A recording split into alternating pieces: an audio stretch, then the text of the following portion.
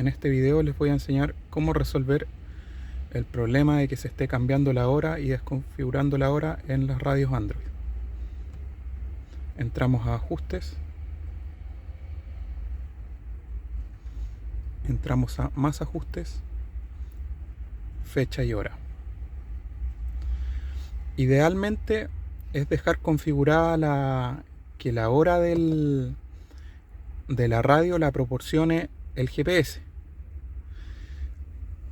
Para que esto te funcione tienes que tener instalada la antena GPS en tu radio.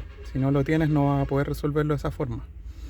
Hay otra forma que es la hora proporcionada por la red, que cada vez que tu radio se conecte a internet va a tomar la hora que tenga por defecto el router o tu celular, el proveedor de servicio, que sería la compañía que te da el servicio de telefonía móvil.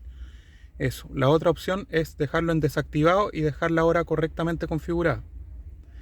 Yo prefiero dejarla en la hora prevista por el GPS, porque en mi país se cambia bastante la hora, como 2 veces al año, entonces 2-3 veces al año, y con eso ya el GPS detecta la latitud donde estoy y proporciona la hora que corresponde a mi país.